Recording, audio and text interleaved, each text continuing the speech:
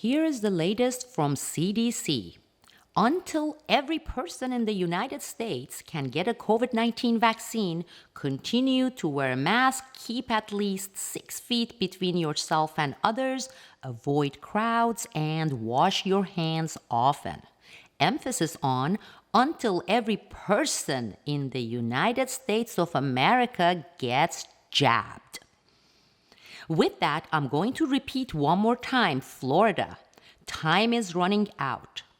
I just sent out our first Florida Unites Against Mandated Insanity newsletter to all of those who have signed up here in Florida.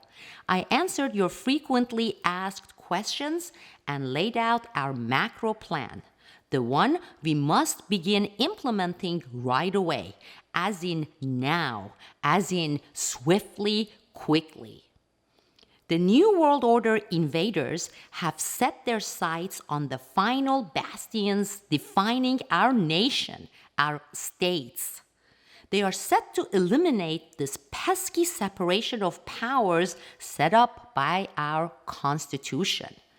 States like South Dakota and Florida present a huge obstacle against the New World Order invaders. So they have set their sight on our states using COVID mania, federal emergency grants, and of course, media pressure.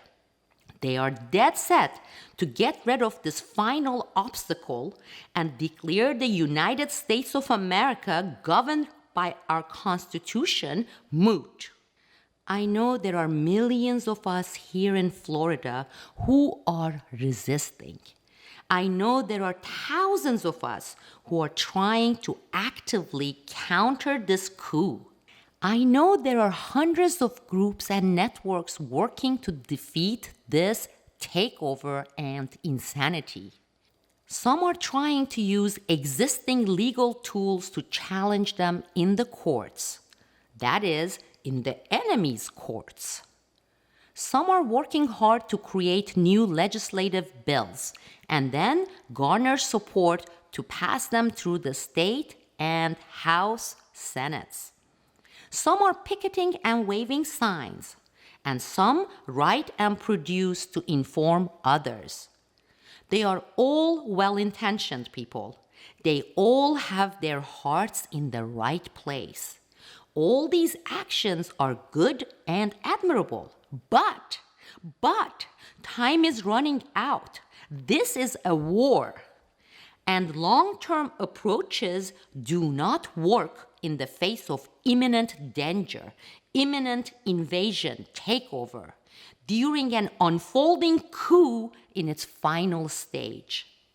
Lengthy court processes fighting the battle on their turf, or petition collection for multiple fragmented bills, not the way to fight and win a war while facing imminent danger. Florida, this is the time to unite in large, very, very large numbers and to assemble speedily.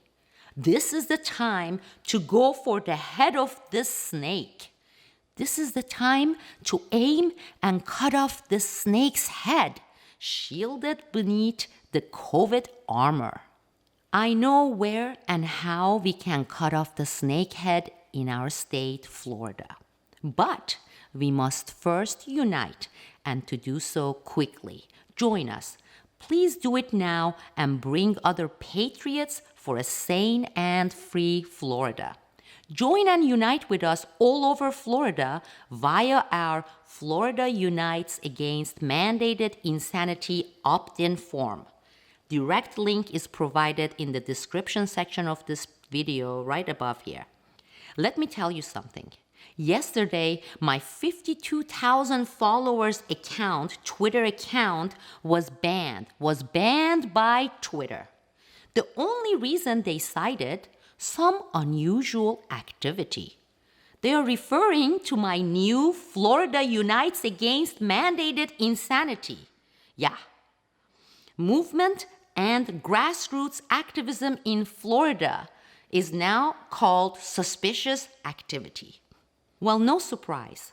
I have been expecting this for a while, and the same is coming for this YouTube channel, my 10 plus years old account with over 65,000 followers. But guess what? The enemy is not going to make me retreat. I have been fighting for our nation publicly for 2 decades. The FBI, the Department of Justice, the Attorney General, and corrupted federal courts tried very hard, but did not succeed in stopping or silencing me. So these New World Order technocrats have zero chance in hell to make me back off. I'm urging you to act now. First, by joining me and so far hundreds of other pro-liberties patriots in Florida. Unite with us to defeat the coup via mandated insanity. Sign in to our opt-in form, link provided. You know what? Together we can. We certainly can. I'm going to leave you with a brief clip telling you a bit about my activism, my history for those of you who are not familiar with me, and my battle for our nation, the United States of America, and our freedom, our rights. Thank you all. This is Sibel Edmonds, challenging and countering the deep state for 2 decades nonstop.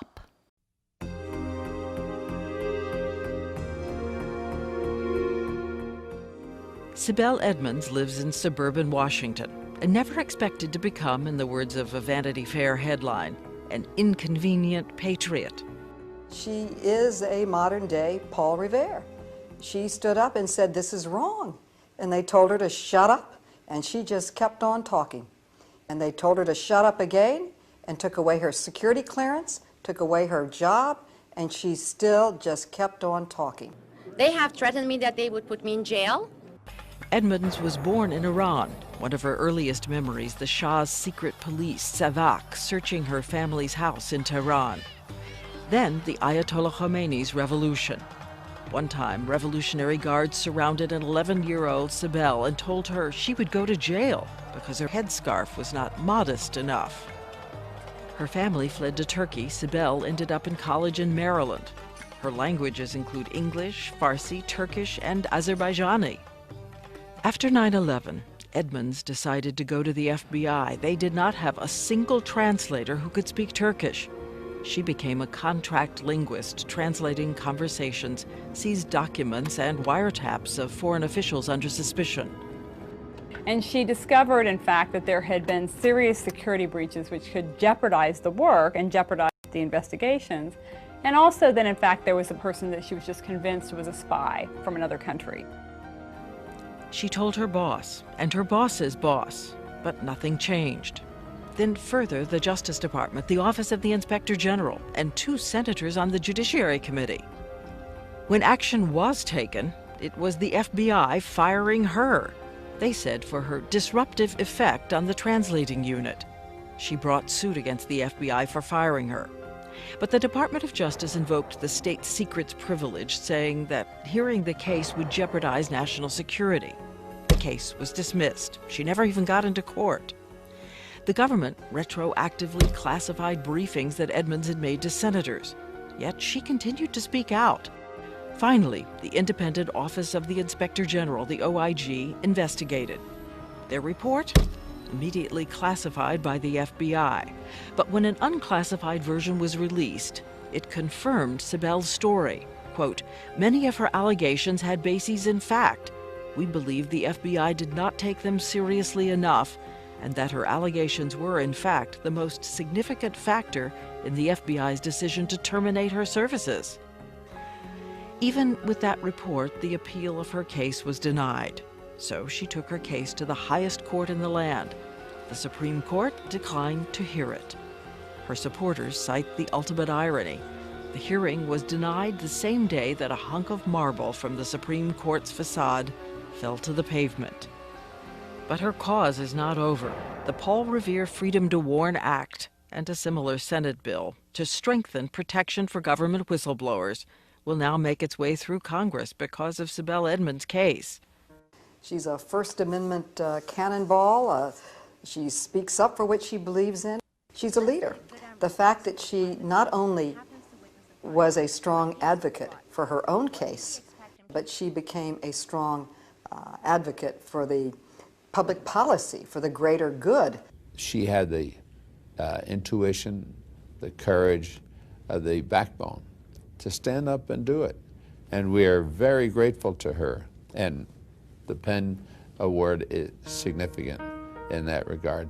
Tell the public what happened and that Sibel Edmonds was a heroine in this. Sibel Edmonds is an American patriot.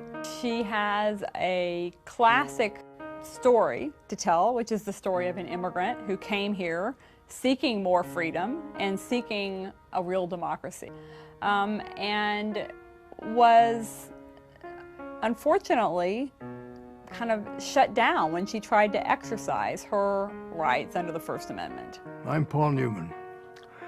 For the past 14 years, we have been honoring courageous Americans who have defended their First Amendment rights against overwhelming odds, and in so doing, affirmed the protection of the First Amendment for all of us. Sibel Edmonds adds luster to this distinguished group of honorees with her refusal to back down from her confrontation with the FBI. In his straight-talking way, President Harry Truman said, "Whenever one American who has done nothing wrong is forced by fear to shut his mouth, then all Americans are in peril." Sibel Edmonds would not let an intimidating FBI shut her mouth, and as a result suffered grievous consequences. But she has persevered, and we are better off for her sacrifices. Penn American Center is pleased to present Sibel Edmonds with the 2006 Penn Newman's Own First Amendment Award.